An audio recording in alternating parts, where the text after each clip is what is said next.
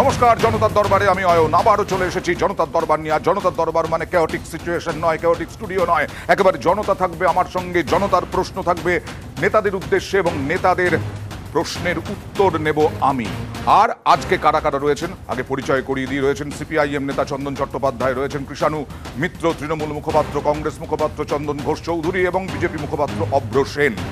এবার শুরু করবো যা দিয়ে গত কয়েকদিন ধরে দুর্নীতি দুর্নীতি দুর্নীতি আর এজেন্সি, এই নিয়ে পাল্টা অভিযোগ এই নিয়ে সুর চড়িয়েছেন বিজেপি, সিপিআইএম, তৃণমূল সবাই, কংগ্রেস সবাই। আর আজকেও মমতা বন্দ্যোপাধ্যায় সুর চড়িয়েছেন, কিন্তু 8ই এপ্রিল আরো বেশি সুর চড়িয়েছিলেন, বলেছিলেন ইডি সিবিআই ভাই ভাই, আইটি হচ্ছে এদের ফান্ডিং বক্স, বিজেপির ফান্ডিং বক্স। আজকে কেন্দ্রীয় যে তদন্তকারী সংস্থা তাদের বিরুদ্ধেও বলেছেন এবং তার সঙ্গে সঙ্গে নরেন্দ্র মোদীও জবাব দিয়েছেন। মমতা বন্দ্যোপাধ্যায় কি বললেন একবার দেখাবো, তারপরে দেখাবো নরেন্দ্র মোদী কি বলেছেন। आपका एक पॉकेट में ना ये, और एक पॉकेट में सीबीआई, एक पॉकेट में ईडी, तो और एक पॉकेट में इनकम टैक्स।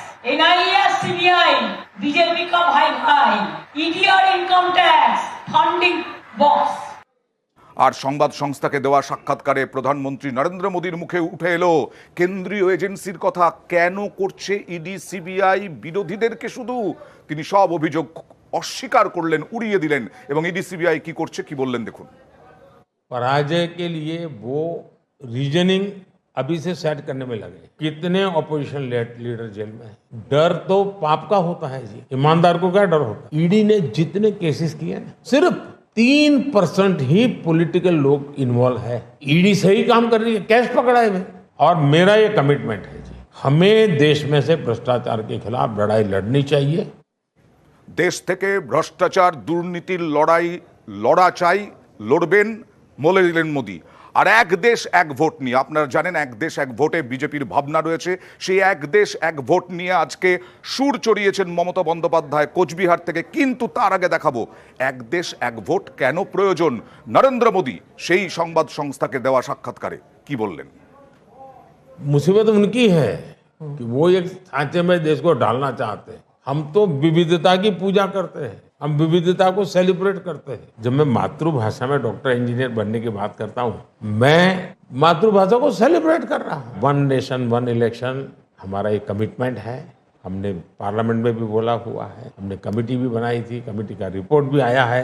बहुत लोगों ने इसमें जो कमेटी को अपना सुझाव दिए हैं, बहुत ही पॉजिटिव सुझाव आए हैं और देश का बहुत बड़ा लाभ होगा अगर हम इस रिपोर्ट को लागू करवा पाते हैं।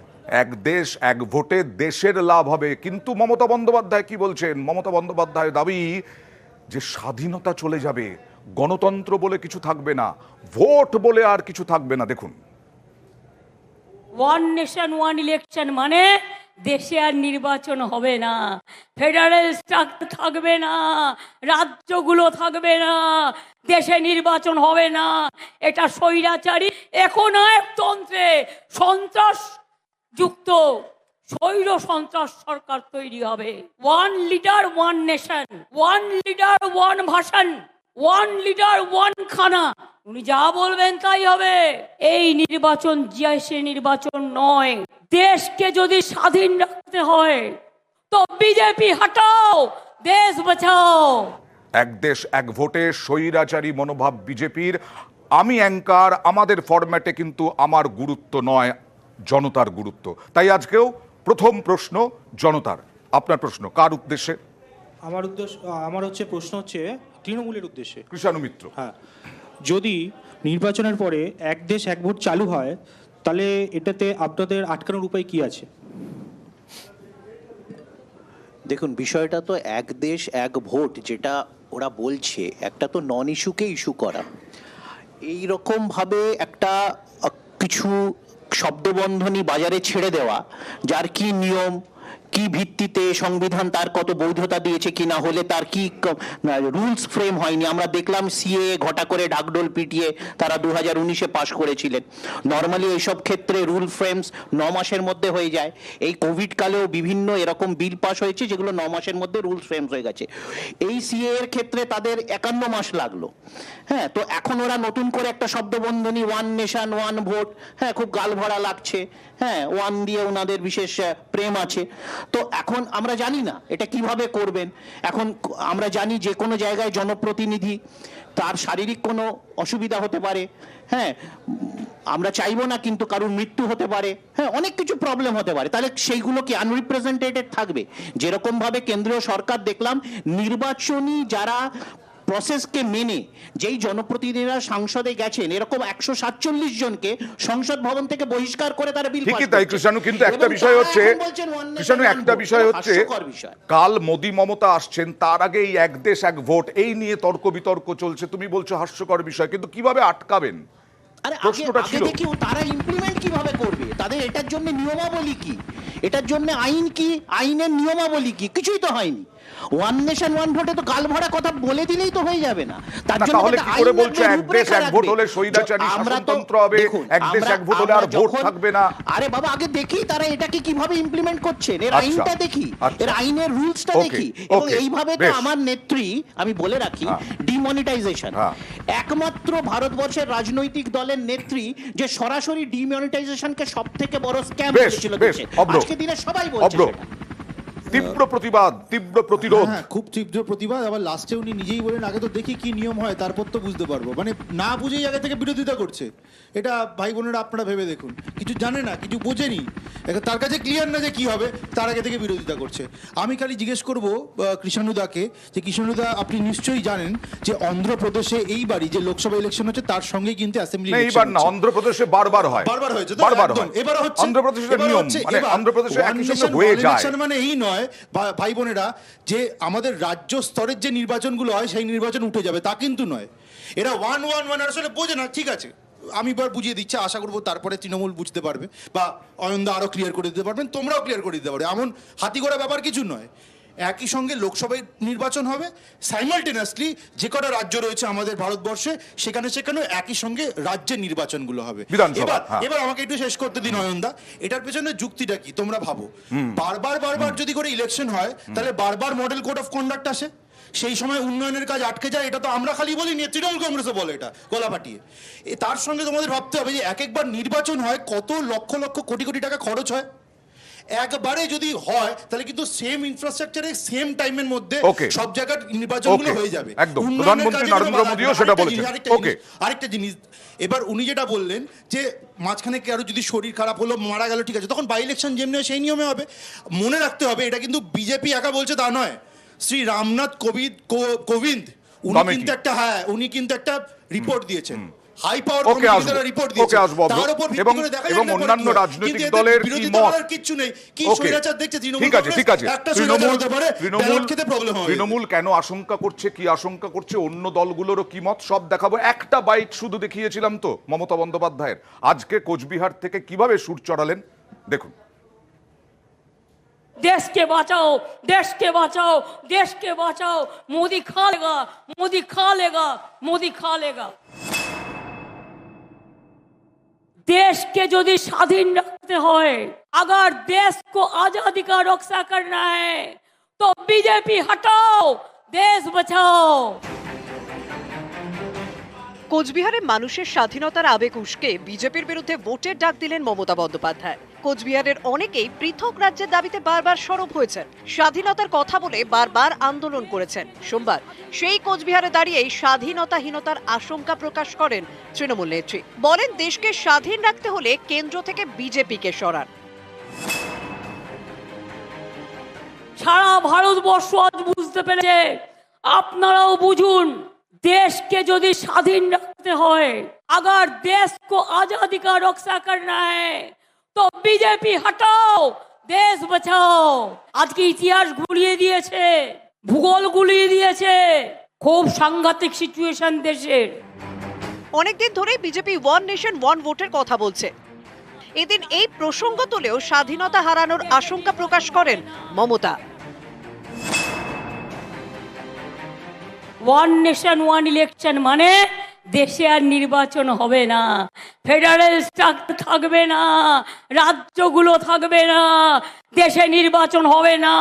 এটা স্বৈরাচারী একনায়কতন্ত্রে সন্ত্রাস যুক্ত স্বৈর সন্ত্রাস সরকার তৈরি হবে। One leader one nation, one leader one ভাষণ, ওয়ান লিডার ওয়ান খানা, উনি যা বলবেন তাই হবে। কোচবিহারের পাশের জেলা আলিপুরদুয়ারে গিয়েও এই একই সুরে সরব হন মমতা বন্দ্যোপাধ্যায়। आम अगर किसान के लिए 26 दिन हंगर स्ट्राइक कर सकता है तो आपका ऑफिस में भी हम 52 दिन, आपका उधर में भी हम बोल सकता है। देखता है कितना जेल है, कितना पुलिस है। ये आजादी का लड़ाई है, देश बचाना है, बंगाल बचाना है। अगर ये लड़ाई में आप नहीं लड़ सकते हो तो बीजेपी देश को टुकड़ा टुकड़ा करके बेच दिया है और भी बेच देंगे। 19 এপ্রিল রাজ্যে প্রথম দফায় ভোট। প্রথম দিন উত্তরবঙ্গের 3 জেলায়, জলপাইগুড়ি, আলিপুরদুয়ার এবং কোচবিহারে। এই 3 জেলা সহ গোটা উত্তরবঙ্গে রাজবংশী ভোট ফ্যাক্টর। কোচবিহারের সভা থেকে এদিন বারবার মমতার গলায় রাজবংশী আবেগ। क्या किया अब राजवंशी के लिए? मैंने तो 200 स्कूल राजवंशी के लिए कर दिया, मैंने 55 वर्मा का यूनिवर्सिटी बना दिया, मैंने राजवंशी भाषा कामतापुरी भाषा का स्वीकृति दिया है।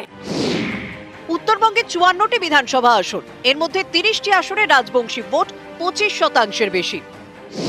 19 লোকসভা ভোটে এই 30টি আসনের মধ্যে বিজেপি এগিয়ে ছিল 25 আসনে, তৃণমূল 5টিতে। 21 বিধানসভা ভোটেও ছবিটা খুব একটা বদলায়নি। বিজেপি জেতে 21টি আসন, তৃণমূল 9টি। এবার সামনে লোকসভা ভোট, এবার কি হবে? এদিন প্রথমে কোচবিহার, পরে আলিপুরদুয়ার সভা থেকে সেই রাজবংশীদের মন ছোঁয়ার চেষ্টা করেন মমতা। বিজেপিকে একটি ভোটও দেবেন না, 5 বছরে কিছু করে নাই, আর না, আর না, বিজেপি আর না। নিউজ 18 বাংলা। বিজেপি মুখপাত্র অভ্র সেন পরিষ্কার করে জানিয়ে দিলেন, পরিষ্কার করে বুঝিয়ে দিলেন কেন এক দেশ এক ভোট প্রয়োজন। কিন্তু তা সত্ত্বেও সিপিআইএম, তৃণমূল বা কংগ্রেস তাদের আশঙ্কা কেন, কিসের আশঙ্কা, এই সব নিয়ে আসবার প্রতিদিন একজন করে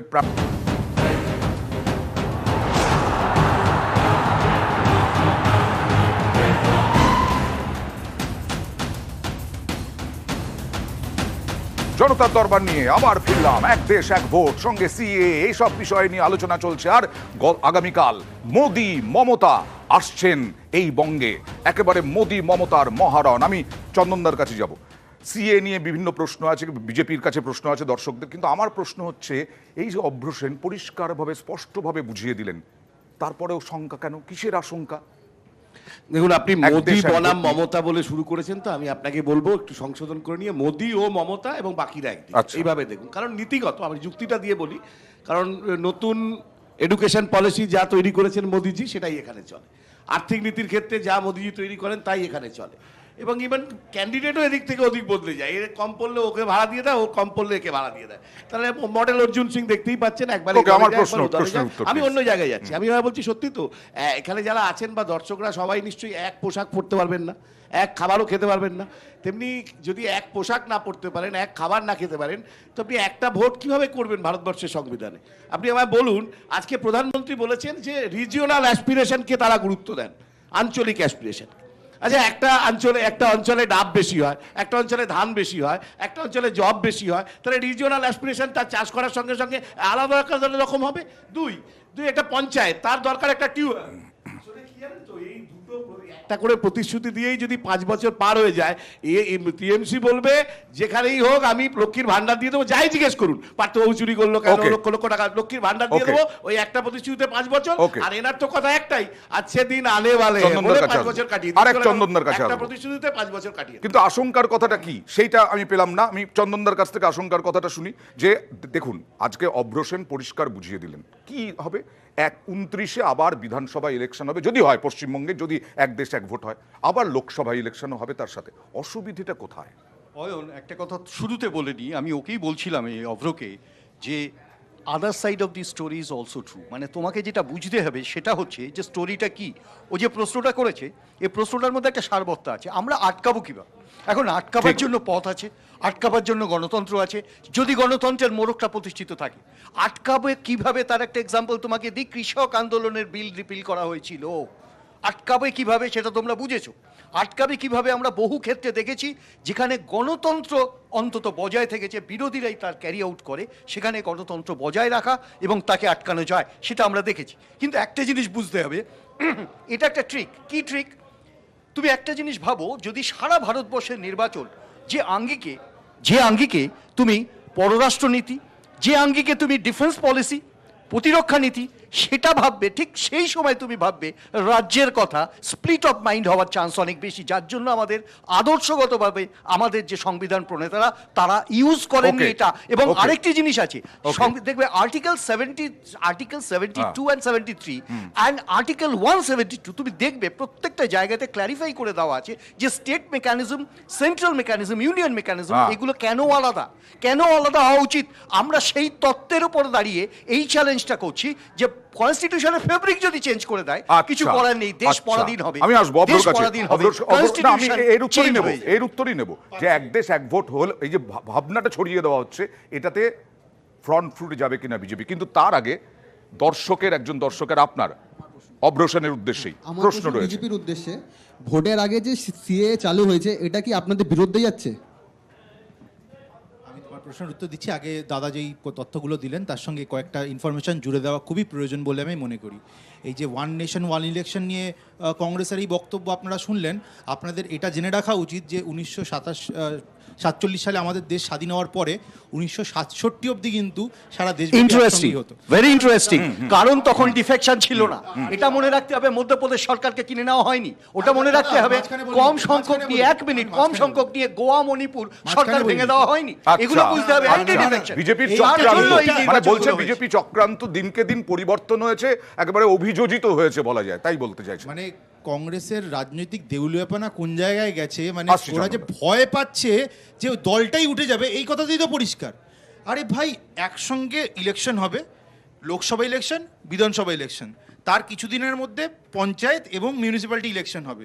সেখানে কোথায় দল উঠে যাবে, ডিফেকশন হয়ে যাবে, আগে থেকে তো ভয় পাওয়ার মানে ভয় পাচ্ছে, কারণ মাঝরাতে কনফিডেন্স নেই, মাঝরাতে কোনো নীতি নেই, নিজেরা জানেন নিজেদের কোনো স্ট্যান্ড নেই।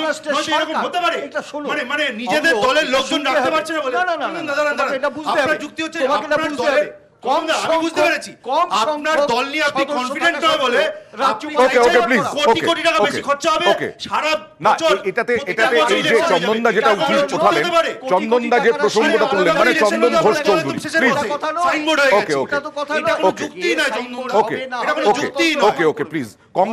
কংগ্রেস যে আশঙ্কা করছে যে আগে অভিযোজিত হয়ে বিজেপির যে পদক্ষেপ, তাতেই কি সিঁদুরে মেঘ দেখছে অন্যান্য দল? বিষয়টা হচ্ছে, দেখুন, অশিক্ষা আর কুশিক্ষা এই দুটোকে তো অ্যাড্রেস করা যাবে না যতক্ষণ না শিক্ষার প্রসার হোক। আমাদের দেশে যখন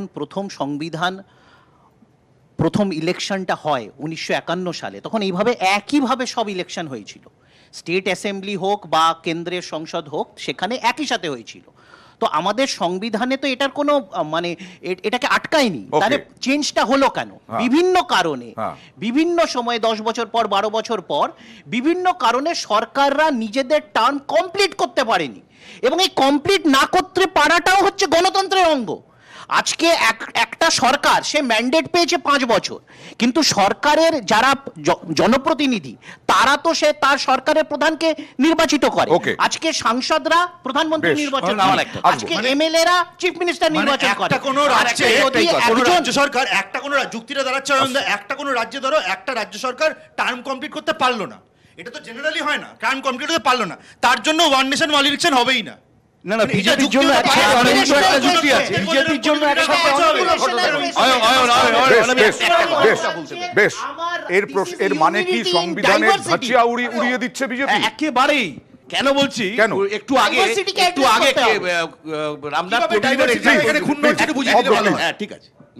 রামনাথ কোবিন্দের কথা বললেন, তো রামনাথ কোবিন্দের কমিটি, হাই পাওয়ার কমিটি, তারা রেকমেন্ডেশন করেছে, তাই উনি এটা করছেন। সুপ্রিম কোর্টও তো একই রকম রেকমেন্ডেশন করেছিল এই আপনার ইলেকট্রাল বন্ড নেওয়ার ক্ষেত্রে। কেন তাহলে বিজেপি ইলেকট্রাল বন্ড নিজেও খেয়েছে, না খাউঙ্গা না খানে তুঙ্গা, নিজে খেয়েছে, আবার সঙ্গে শঙ্করাকে টিএমসিকেও 528 কোটি টাকা দিয়ে গেছে। আসলে এইগুলো করতে চাইছে, একবার করে এরকম লুট করবে। আর দ্বিতীয় একটা কারণ অন্য, আমি যেটা বললাম সংবিধানের ধাঁচিয়া উড়িয়ে দেবে, তুমি বললে একদম, সেই একদমটা কি? এই একদমটা হচ্ছে যে 5 বছরের জন্য একটা সরকার তৈরি করার কথা বলছে তো। 5 বছরের জন্য তো একজন জনপ্রতিনিধিও তৈরি হবে। ধরুন এই শিশির অধিকারী কোন দলের থেকে নির্বাচিত হয়েছিলেন, তারপর বিজেপিতে চলে গেলেন। ধরুন এই অর্জুন সিং কোন দল থেকে নির্বাচিত হয়েছিলেন, কি বিচার হলো? তারা একবার পার্লামেন্টের ভেতরে কেউ টিএমসির কেউ বিজেপির হয়ে দাঁড়াচ্ছেন, আর আপনার পাড়ায় গিয়ে এমএলএ এমপি হয়ে যাচ্ছেন অন্য পার্টির। এটা কোন ধরনের রাজনৈতিক বিচারিতা? এর সুযোগ টিএমসি বিজেপি দুজনেই বেশি পাবে। বিজেপি এটার জন্যই এই ঘোড়া কেনাবেচা। আরে এক বলছি বুঝিয়ে দিচ্ছি যে অজিত পাওয়ার এই ওয়ান নেশন ওয়ান ভোটে কি হচ্ছে, যে অজিত পাওয়ার কালব্দি খারাপ লোক ছিল, সেই ভদ্রলোককে যেই মহারাষ্ট্র হয়ে গেল চিক্কি পিসিং তাকে নিয়ে গিয়ে এক দেশ এক ভোটের কি হলো? তাতে এক দেশ এক ভোটের কি হলো? আমি কি জানো, বিজেপি যে যুক্তি দিচ্ছে, বিজেপি আরেকটা যুক্তি দিচ্ছে যে প্রকল্প, এই যে প্রকল্পগুলো আটকে যায়, মানুষের জন্য প্রকল্প বারবার ভোট এলে পরে সেই প্রকল্পগুলোর কাজ তো থমকে যাচ্ছে। কোন 15 লাখ টাকা আনতে পেরে ওকে, 15 লাখ টাকা প্রকল্প নয়, প্লিজ যেটা বললাম, যেটা প্রশ্ন করলাম, প্রশ্নটা আমার কাছে, আশা করি সেই সৌজন্যতা সবাই রাখবে। এখন বিষয়টা হচ্ছে, আমি তো আবার বললাম, ডাইভার্সিটিকে অ্যাড্রেস করছে না, সব ওয়াননেসকে দিয়ে ঢাকা দেব নিজেদের ল্যাকিউনা। আমি তো আবার বলছি যে এই ক্ষেত্রে চন্দনদা 2-3টে কথা আমাদের দিকে তীরটা ছুড়লো। আজকে ইলেকটোরাল বন্ড সেই সময়কার দেশের আইন ছিল, আইন স্বীকৃতভাবে আমরা সবাই ইলেকটোরাল বন্ডের টাকা নিয়ে, আইনটা মোদিজি করেছিল। আমি কিন্তু 2017 সালে ভোট এলে পরেই প্রকল্প আটকে, আমাদের রাজ্য সরকারেরও প্রকল্প আটকায়, কেন্দ্রীয় সরকারেরও প্রকল্প আটকায়। তাহলে কি পঞ্চায়েত নির্বাচন হলে হবে না? আমাদের দেশে ত্রিস্তরীয় পঞ্চায়েত ব্যবস্থা আছে, ভোট হলে আমাদের দেশে মিউনিসিপ্যালিটি কর্পোরেশন নির্বাচন আছে। একসঙ্গে ভোট হলে, আমি আবার বলছি, যদি মধ্যেখানে সেই সরকার তার কনফিডেন্স হারায় বা কোনো কারণে জনপ্রতিনিধি সেই জায়গা থেকে ডেমিট করে যায় অফিস, সেই ক্ষেত্রে ব্যবস্থা কি হবে? তুমি জোর জবরদস্তি 5 বছরের টার্ম রাখার জন্য সেখানে একটা কনসেনসাস আনার চেষ্টা করবে, তার মানে তুমি ডাইভার্সিটিকে অ্যাড্রেস করছো না। যদি সেগুলো হচ্ছে রেয়ার কেস, যেগুলো বললো সেগুলো হচ্ছে রেয়ার কেস, কিন্তু আসল ঘটনা তো এই যে বললো অন্ধ্রপ্রদেশের কথা, অন্ধ্রপ্রদেশে দীর্ঘদিন ধরে এটাই চলে আসছে, সেটাই তো।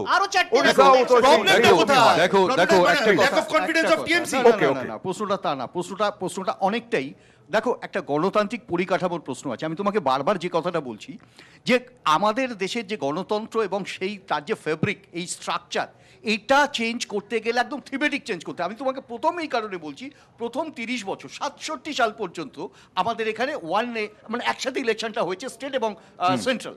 অ্যাট দি সেম টাইম তোমাকে দেখতে হবে 67 পরে এই ক্যারেক্টারটা চেঞ্জ হলো কেন? ফ্লেক্সিবিলিটি কনস্টিটিউশনে ছিল বলে ডিফেকশন, এক্সোডাস ডিফেকশন হয়েছে, ব্যাপক রকম ডিফেকশন হয়েছে। এবং তুমি যদি খুব ইদানিং একটা চার্ট দেখো তাহলে বুঝবে, একদম কর্ণাটক থেকে এর আগের টার্মে কর্ণাটক, কখনো মণিপুর, কখনো গোয়া, মধ্যপ্রদেশ, এখানে যে ডিফেক্টগুলো হয়েছে, ওয়ান নেশন হলে ওয়ান পার্টির দিকে এগোচ্ছে, এটাও কিন্তু বাস্তব। ওয়ান পার্টির দিকে এগোচ্ছে, বলতেই শুরু করেছে একদমই। এটা কি যুক্তি হলো? কি যুক্তি হলো? 1947 থেকে না, আসছি অব্র, বিজেপি কি বলেছে যে এক পার্টি হবে? বিজেপি কি বলেছে কোন আঞ্চলিক দলকে রাখা যাবে না? আমি জিজ্ঞেস করছি, দেশ থেকে আঞ্চলিক দলগুলোকে রুট আউট করা হবে? আমি যেটা বলেছিলাম প্রমাণিত হলো। আমি কথা বলিনি যে 67 মুভ ভারতে তো শুরু থেকেই। দাদা প্লিজ, বিজেপি কি কথা বলেছে? বলছি 1967 অবধি যে ওয়ান নেশন ওয়ান ইলেকশন হয়েছিল এটা প্রমাণিত হলো। আমি মিথ্যা কথা বলিনি, ওনারা যেটা মানলেন। তারপর ওনারা আবার কি বললেন যে এইটা যদি হয় সারা দেশে নাকি একটাই পার্টি থাকে। আমার সেদিকে বললেন তো, সে তোমরাও জানো কিভাবে এগোচ্ছে। এবার তার মানে এই অ্যাকুইজিশনটা শুধু আমাদের না, সকলেই। 1967 আমাদের ভারতবর্ষে অন্য কোনো পলিটিক্যাল পার্টি ছিল না। 47 ছিল না, জানো না 51 সালে প্রথম ইলেকশন হয়েছে, জানো না যা ইচ্ছা বলে, 47 ইলেকশনই হয়, 52 সালে প্রথম নির্বাচন। 20 বছরের স্প্যানে জনসংঘ ছিল না, সিপিআই ছিল না, হ্যাঁ, এই 52 সালে জানো না তুমি কেন বলছো? আচ্ছা, এক দেশ এক ভোট হলে যেটা এক ছিল পার্টি না, থাকবে, সেটা- এক দেশ এক ভোট হলে সংবিধানের ধাঁচিয়া উড়ে যাবে, এক দেশ এক ভোট হলে আর দুর্নীতি থাকবে না। এই সমস্ত প্রশ্ন উঠে এলো আজকে। এই দুর্নীতি প্রসঙ্গে মমতা বন্দ্যোপাধ্যায়ের বাইট দেখালাম, ইডি, সিবিআই, ভাই ভাই, অন্যদিকে আইটি হচ্ছে ফান্ডিং বক্স বিজেপির। আর এদিকে প্রধানমন্ত্রী বললেন ইডি সিবিআই কি করছে, ভালো কাজ করছে, লক্ষ লক্ষ কোটি টাকা বাজেয়াপ্ত করা হয়েছে। আর অভিষেক বন্দ্যোপাধ্যায়, রাহুল গান্ধী তাদের কপ্টারে তল্লাশি নিয়েও রাজনীতি গরম। অভিষেকের কালকে একটা মিটিংয়ে যাওয়ার কথা ছিল, হেলিপ্যাডে চলে গিয়ে ইনকাম ট্যাক্স বাবুরা হেলিকপ্টারে নাকি সোনার টাকা নিয়ে আসছে। আমরা করি না, ওটা বিজেপিরা করে। রবিবার বেহালা ফ্লাইং ক্লাবে অভিযান। তৃণমূলের সর্বভারতীয় সাধারণ সম্পাদক অভিষেক বন্দ্যোপাধ্যায়ের হেলিকপ্টারে আয়কর তল্লাশি চলে বলে অভিযোগ। এতে বাংলার রাজনীতিতে জোর শোরগোল। হতাশার বহিঃপ্রকাশ, আর্চে জানে কিছু না কিছু করতে হবে। ইনকাম ট্যাক্স, ইডি, সিবিআই তো রোজই রেড করছে। সার্চ করে সারা হেলিকপ্টার যখন তন্ন তন্ন করে খুঁজে, যখন কিছু পায়নি, এমনকি 10 পয়সা রিকভারি হয়নি, তখন বলেছে আমরা উঠতে দেবো না। এই যে ইন্টিমিডেশন, এটা ক্রিমিনাল অফেন্স। আমরা ইলেকশন কমিশনকেও কমপ্লেন করেছি এবং আমরা আইনত এটা টেক আপ করবো। অভিষেক বন্দ্যোপাধ্যায়ের হেলিকপ্টারে তল্লাশির অভিযোগে রবিবারই সরব হয় তৃণমূল। সোমবারও কপ্টার ইস্যুতে হাওয়া গরম। অভিষেকের হলদিয়া সফরের আগে এদিন কপ্টারে নজরদারি চালায় কমিশন। বেহালা ফ্লাইং ক্লাবে যায় কমিশনের 3 সদস্যের প্রতিনিধি দল। আমাদেরকে বলা হয়েছে যে আপনি গিয়ে ওখানে গিয়ে দাঁড়িয়ে থাকবেন, কালকে একটা প্রবলেম হয়েছিল, আপনি ওখানে গিয়ে দাঁড়িয়ে থাকবেন বাইরে। কপ্টারে তল্লাশির বিষয়টি স্বীকার করে নিয়েছে কমিশন। তাদের দাবি, অভিষেক বন্দ্যোপাধ্যায়ের কপ্টারে রুটিন তল্লাশি হয়েছে। ভোটের মুখে সব এয়ারফিল্ড এবং হেলিপ্যাডে নজর রাখার জন্য জেলা শাসক এবং পুলিশ সুপারদের নির্দেশ দেওয়া হয়েছে। আকাশপথে পাচার রুখতে সরকারি এবং বেসরকারি সব এয়ারফিল্ডে তল্লাশি চালানো হচ্ছে। শুনুন, যেদিনকে ইলেকশন কমিশন ফুল বেঞ্চ পিসি করেছিল না দিল্লিতে, সেদিনই তারা বলেছিল যে এবারে স্পেশালি রাজনৈতিক দল এবং নেতারা যে হেলিকপ্টার এবং চার্টার ফ্লাইট ব্যবহার করবেন সেখানে তল্লাশি করা হবে এবং সেটা ইনকাম ট্যাক্স ডিপার্টমেন্টকে দায়িত্ব দেওয়া হয়েছে। এটা রিকল করুন। অতএব ন্যাচারালি দেশের আইন সবার জন্য সমান, দেশের আইন আলাদা হতে পারে না। আপনারও একটা ভোট, ভারতবর্ষের রাষ্ট্রপতির একটা ভোট। তৃণমূলের পাল্টা দাবি, ভোটের মুখে সব রকম কেন্দ্রীয় এজেন্সিকে রাজনৈতিকভাবে ব্যবহার করছে বিজেপি।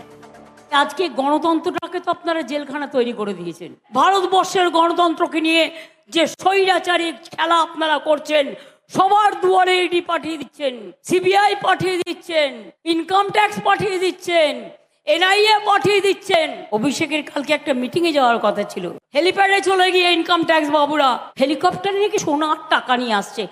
আমরা করি না, ওটা বিজেপিরা করে। সোমবার কংগ্রেস নেতা রাহুল গান্ধীর হেলিকপ্টারেও তল্লাশি চালায় নির্বাচন কমিশন। তামিলনাড়ুর নীলগিরিতে প্রচারে গিয়েছিলেন রাহুল। তাঁর কপ্টারে তল্লাশি চালান কমিশনের প্রতিনিধিরা। হেলিকপ্টার চেক ইন মহা অপরাধ নয়, আমাদের গাড়িও চেক হয়। না রাহুল গান্ধী কেন, যে কোনো গান্ধীরই হতে পারে, মোদিরও করা উচিত বলে মনে করি। শুধু রাহুল গান্ধী কেন, নির্বাচন কমিশন যদি মনে করে যে কোনো হেলিকপ্টার চেক করা দরকার, টাকা আছে, ড্রাগ আছে, মদ আছে, দেখে নিতে পারে। কিন্তু পাশাপাশি মোদি এবং বিজেপির হেলিকপ্টার সেগুলোকেও দেখা উচিত, একতরফা হওয়াটা উচিত না। নিউজ 18 বাংলা। আর জনতার দরবারে প্রতিদিন আমি বলি যে আজকেও বলেছিলাম একজন প্রার্থী আমার সঙ্গে থাকবেন, এই নিয়ে আলোচনায় আসবো, এই সব নিয়ে। তবে সেই প্রার্থীকে, তাকে আমরা এর আগে কলেজ রাজনীতিতে উত্তর কলকাতার বিভিন্ন কলেজে দাপিয়ে বেড়াতে দেখেছি। তাকে তার বাড়িতে দরজা ভাঙতে দেখেছি কলকাতা পুলিশকে। সজল ঘোষ, তিনি এবার বরানগরের প্রার্থী। সেই বরানগরের প্রার্থীকে যখন প্রচার করছেন, সেই বরানগরের প্রার্থী বিজেপি প্রার্থী, তিনি যখন প্রচার করছেন তাকে কি প্রশ্নের মুখে পড়তে হচ্ছে, বারবার তর্কের মধ্যে পড়তে হচ্ছে, তর্কাতর্কি করতে হচ্ছে। দেখুন একটা।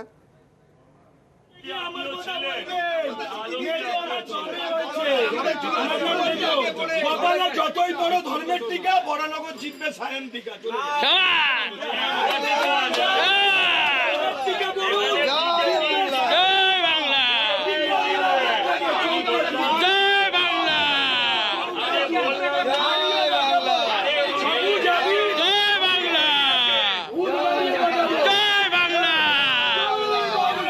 আর এই মুহূর্তে বরানগরের উপনির্বাচনে বিজেপি প্রার্থী সজল ঘোষ আমার সঙ্গে আছেন। সজল, এই রকমভাবে বারবার তৃণমূল কংগ্রেস কর্মীদের বিরোধের মুখে পড়তে হচ্ছে, প্রশ্নের মুখে পড়তে হচ্ছে, প্রচার কিরকম হচ্ছে, কতটা কঠিন মনে হচ্ছে?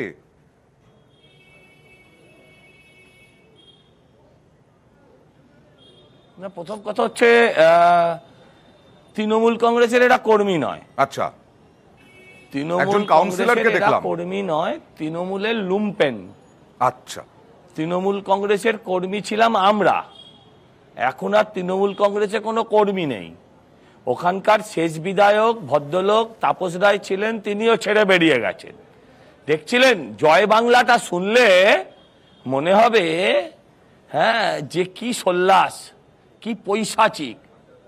আপনি আরেকবার চালান না ওই জয় বাংলা, এই কথাটা একবার শুনতে ইচ্ছে করছে আমার। এরা তৃণমূল কংগ্রেসের কর্মী? আচ্ছা ঠিক আছে, তুমি যেটা বলছো যে পৈশাচিক একটা উল্লাস বলছো, আরো একটা শুনি, আরো একজন মহিলার সঙ্গে তোমার তর্ক হয়েছিল, একটু দেখাই।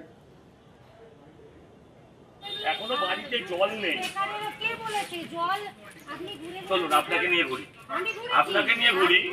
দিদি, আমি আপনার সাথে ঝগড়া করতে আসিনি। আমি বলছি আপনারা জল পান না জল কিনে খেতে হয়? আপনারা জল পান?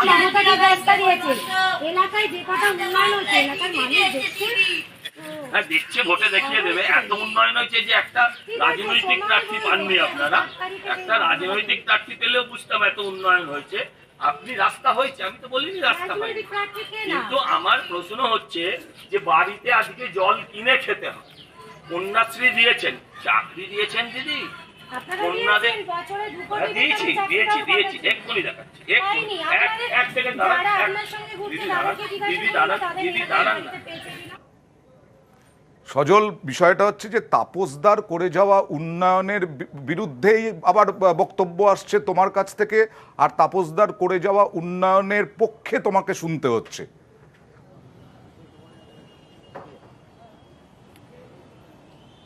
আমি প্রথম কথা বলি, আমি বিশ্বাস করি যে তুমি আর যে ভদ্রমহিলার সঙ্গে আমার আলোচনা হচ্ছিল দুজনে এক টাইপের ব্যক্তিত্ব নয়।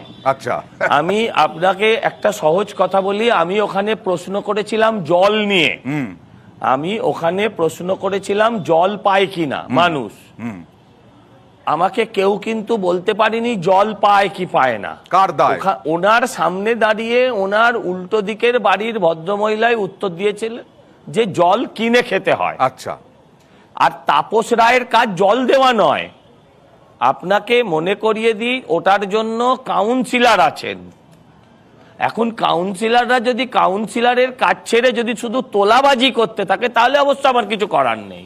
একজন এমএলএর কাজ তার বিধানসভা এরিয়ায় নিশ্চয়ই তত্ত্বাবধান করা, কিন্তু জল দেওয়া, রাস্তা সারানো, ড্রেনেজ ব্যবস্থা দেখার জন্য আর একটা পুরসভা বলে একটা সংগঠন আছে, এবং সেটা একটা স্বয়ংশাসিত সংস্থা, অটোনমাস বডি। তো তার নির্বাচন হয় সেখানে। এখানে 34টার মধ্যে 32টা হচ্ছে তৃণমূল, 34টার মধ্যে 32টা তৃণমূল, সেটা বরানগর পুরসভায়। আমার প্রশ্ন হচ্ছে সেখানে মানুষকে জল কিনে খেতে হয়।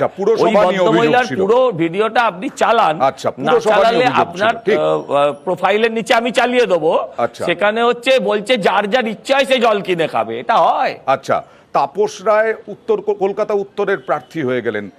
অনেকে বলছিলেন যে সজল ঘোষের নাকি হওয়ার কথা ছিল। কোথাও একটা মন খারাপ, কোথাও একটা আঘাত।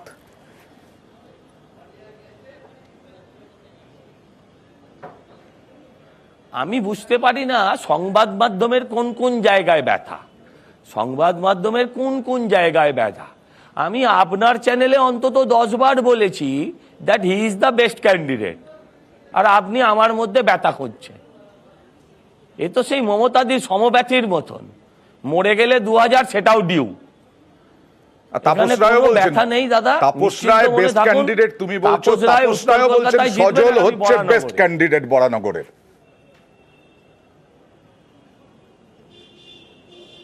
হ্যাঁ, ঠিকই তো বলেছেন, ঠিকই তো বলেছেন। তাই তিনি দল আমাকে দুটো বেস্টকেই দল প্রার্থী করেছে। এই যারা তৃণমূলের জয় বাংলা পার্টিদের করেনি। ওকে, যতই লাগাও ধর্মের টিকা জিতবে সায়ন্তিকা, এই যে তৃণমূল কংগ্রেসের স্লোগান, কিছু উল্টো কিছু তৈরি করেছো, কি ভাবছো?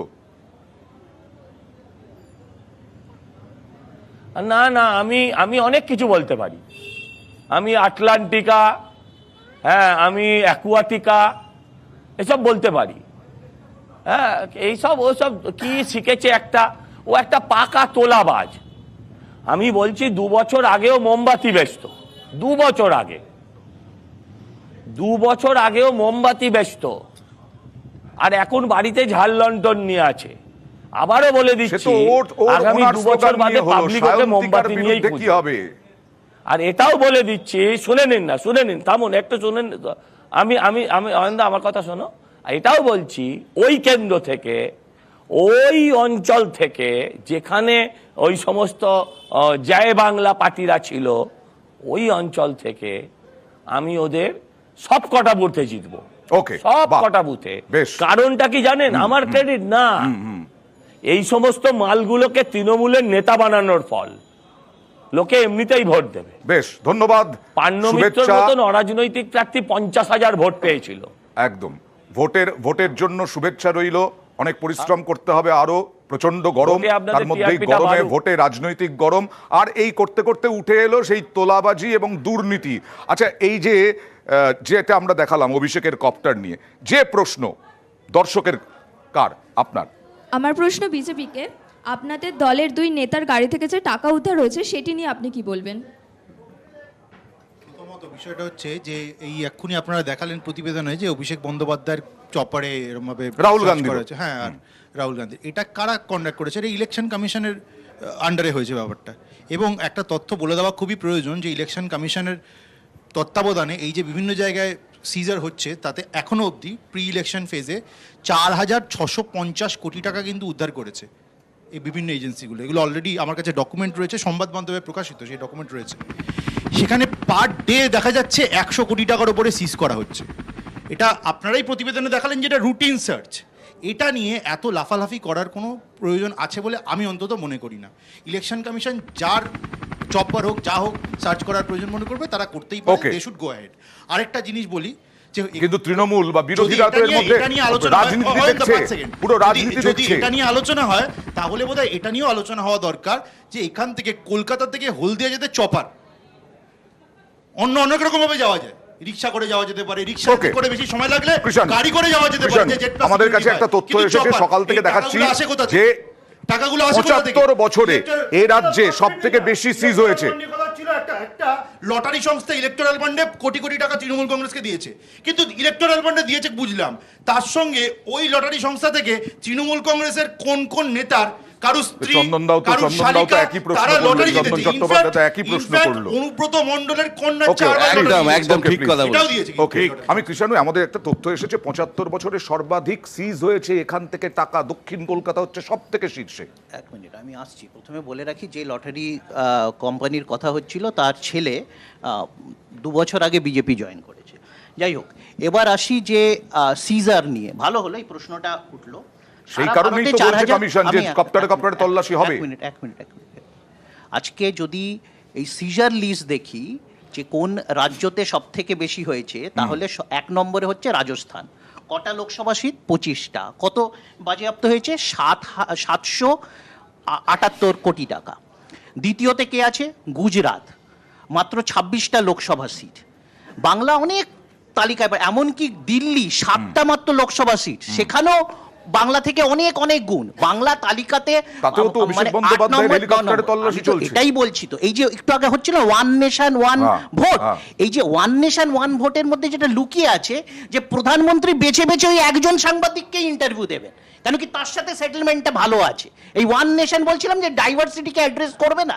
একটু আগে দেখলাম বিরোধী দল নেতা বললেন দেশের এক আইন, উনি জানেন না দেশের ডাইভার্সিটিটা এমন, দেশে এক আইন নয়, অনেক ক্ষেত্র আছে যে অঞ্চল বিশেষে কাস্ট বেসিসে, অনেক শিডিউল কাস্ট এলাকা আছে, শিডিউল 6 আছে দেশে, আমি সেখানে আসবো। আইন আলাদা। জনতার আরো আজকে একটা এক মিনিট, প্রশ্ন এক মিনিট, রয়েছে, বলে তাদের দিই, প্রশ্নটা বলে নিয়ে দিই। নিই, please। অনেক জায়গায় ট্রাইবাল আইন আছে যেখানে এসটি কমিউনিটির জন্য আইন আলাদা। সেই কথা বিরোধী অনেক দলনেতা জায়গায় বলেননি, সেই ইনহেরিটেন্সের জন্য প্রেক্ষাপটে উনি আইন বলেননি। আলাদা।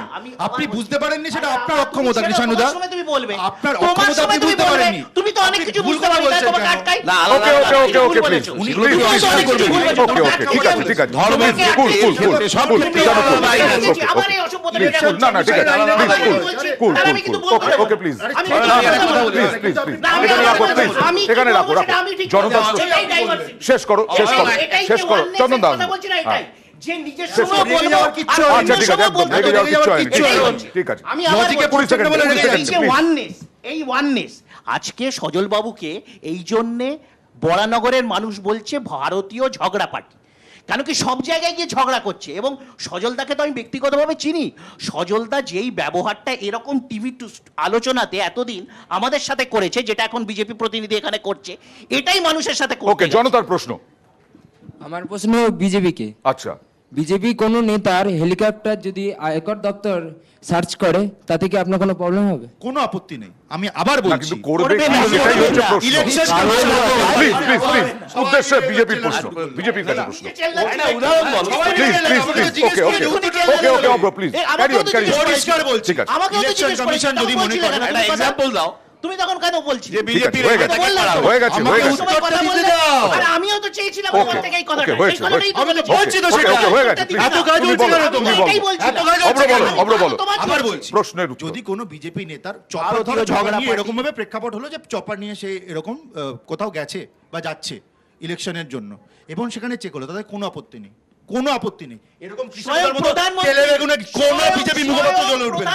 তাহলে আমি চন্দন এটুকু দা বলছি। চন্দন দা ইলেকশন চন্দন ঘোষ কমিশন যদি চৌধুরী মনে করে রাহুল গান্ধী 100 বার রাহুল গান্ধীর বিজেপি চপারেও করা আজকে উচিত। নীলগিরিতে সেখানে নির্বাচন কমিশন তল্লাশি চালিয়েছে নির্বাচন কমিশন বলছে এটা রুটিন, এতে কোনো অসুবিধা নেই।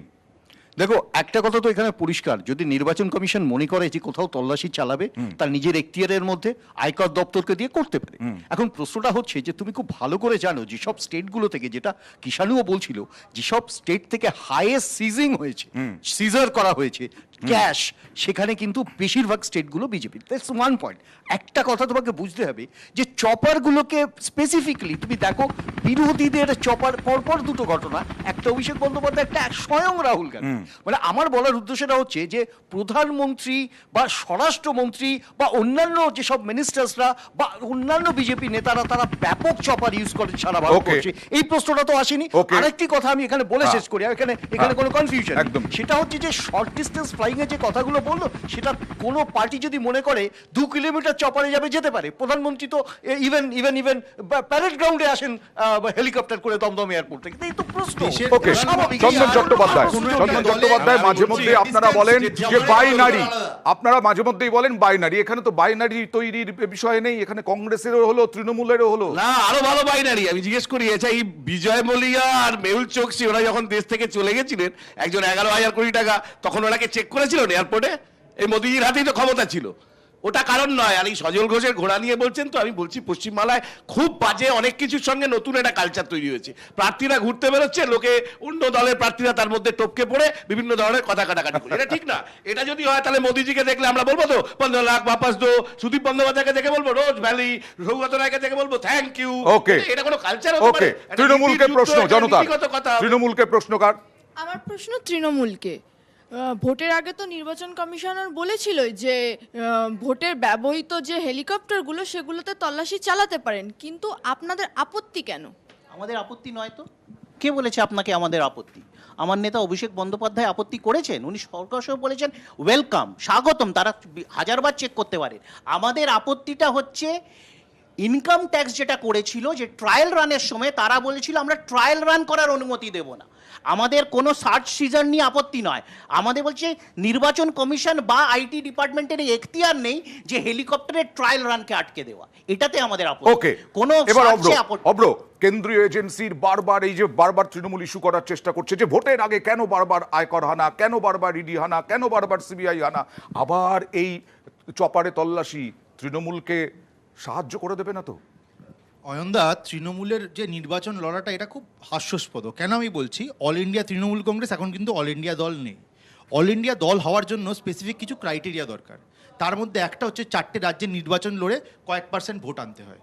এবার আপনারা যদি দেখেন নির্বাচনে কটা রাজ্যে তৃণমূল কংগ্রেস লড়ছে দেখতে পাবেন, পশ্চিমবঙ্গে সবকটা আসনে লড়ছে, আসামে লড়ছে, মেঘালয়ে লড়ছে এবং উত্তরপ্রদেশে লড়ছে একটা সবার সঙ্গে গাঁটছড়া বেঁধে। এটা কেন করছে? অসম লড়াই তারা জিতবে না তাও জানে। অল ইন্ডিয়া ট্যাগটা যদি কোনো রকমে ফেরত আসে, এবার আমি বলছি, এবার এটা তো দেশের ইলেকশন, দেশ চালানোর ইলেকশন, এদের কোনো ম্যানিফেস্টোতে কিছু এমন আপনারা দেখতে পেয়েছেন যে দেশের হিতের কোনো কথা বলছে? সেই নিয়ে কোনো আলোচনা নেই কিন্তু তৃণমূল।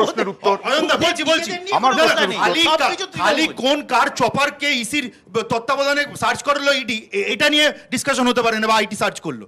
তৃণমূল কংগ্রেস এইগুলো নিয়ে কথা বলে যাচ্ছে প্রত্যেকদিন, কিন্তু এরা কি একবারও বলছে যে দেশের জন্য তাদের কি এরকম ডেভেলপমেন্টাল নীতি আসছে? আর বলছে না কিন্তু। এইটা আমার ক্যাটাগরিক্যাল ব্যাপার, আমি চপার নিয়ে অলরেডি আগে উত্তর দিয়েছি। আমি আবার বলছি, অপ্রাসঙ্গিক ব্যাপার এই নিয়ে সকাল থেকে কেন্দ্রীয় এজেন্সির হানা অপ্রাসঙ্গিক, আয়কর তল্লাশি অপ্রাসঙ্গিক, সে অপ্রাসঙ্গিক বিষয় আবার প্রাসঙ্গিক হয়ে যাবে না তো সাধারণ মানুষের কাছে? এটাই আমার প্রশ্ন ছিল। দেখুন, এই যে ঝড়ে বিধ্বস্ত, টর্নেডোতে বিধ্বস্ত আলিপুরদুয়ার, কোচবিহার, জলপাইগুড়ি, সেখানে নির্বাচন কমিশন কি জানিয়েছিল অভিষেক বন্দ্যোপাধ্যায়ের দাবি অনুযায়ী, আর শুভেন্দু আজকে কি দাবি করলেন বিরোধী দলনেতা, দেখুন।